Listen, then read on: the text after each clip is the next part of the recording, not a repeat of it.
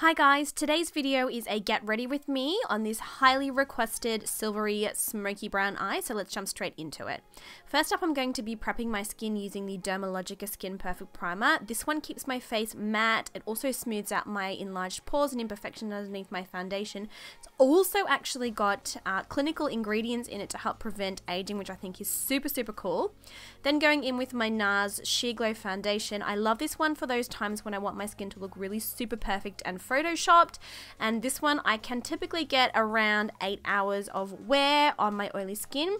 That's normally with one touch up, but it really does hold up well and doesn't separate underneath the oil. Then as always, prepping my eyes with the MAC Pro Longwear Paint Pot. I'm still using the colour Painterly because I still can't find my soft ochre.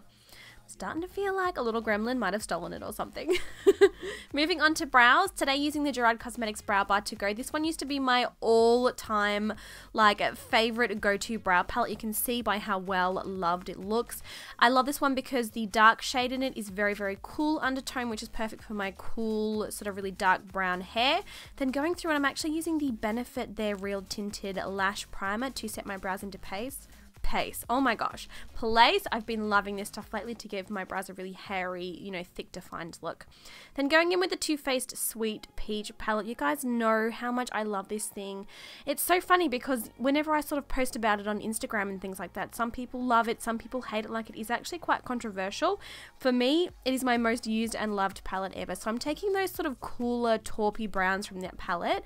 I'm basically just going to be working these ones through my crease and a little bit down onto my eye, slowly adding color and pigmentation with my brush. This is just a MAC, I think 217 brush this one is. I've said it a million times before and I will say it again. When you are doing a smoky eye, less is always more. So always start with a very small amount of product on your brush and gradually build up the darkness, as opposed to really dipping your brush in quite firmly into your eyeshadow palette and going straight in.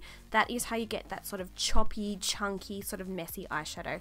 Now quickly popping on some, this is just like some glitter glue from LA Splash, and going in with this NYX.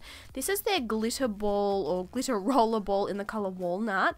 Oh, can we just take a moment and appreciate that color? It is like the most beautiful shimmery silver brown sort of taupe. Oh, it's just seriously, new obsession, this stuff. It lasts so well on my eyes. It doesn't crease or separate. It is amazing. So I pack it on top of my glitter adhesive with a flat brush. Then I buff out the edges with my dirty blending brush from earlier. And it looks like I've spent like 3 hours on my eyeshadow when I haven't.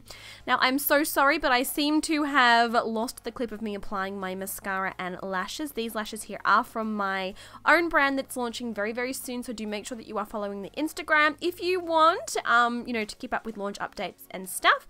Going in now and concealing using the MAC Pro Longwear Concealer in the color NC20. If you're after a really lightweight concealer that still packs a lot of punch in terms of pigmentation, this one's a really great one. Then going in with the Clinique Chubby Contour Stick.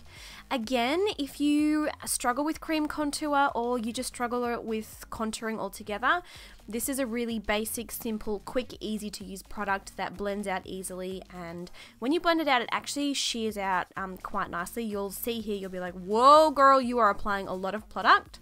That's because it just blends out to such a sheer, you know, really natural, beautiful, glowy color. So then just taking my sponge and we are going to buff that all into the skin. I don't have issues with either of these cream products when wearing, you know, my makeup all day on oily skin, because they both set down to a really nice matte finish.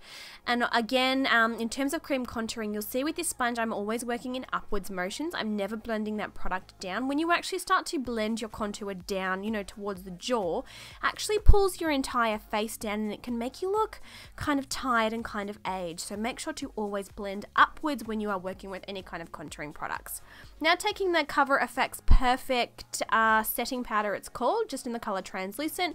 I'm actually going to be baking a little bit with this one today, so you'll notice I've popped it under my eyes and also under my contour areas. Now what most people do when they are baking is they will then take a brush and they will dust off the excess. But if you've got oily skin like me, or if you have got even, you know, normal to dry skin and you have troubles getting your foundation and your makeup to last all day long, try doing it this way instead. So I'm just basically taking that same sponge that I've used earlier with nothing else on it. You can pop a little bit of setting spray on there if you want, and push that powder into the skin. It will lock your makeup into place so much longer. It will last all day and it will look super flawless.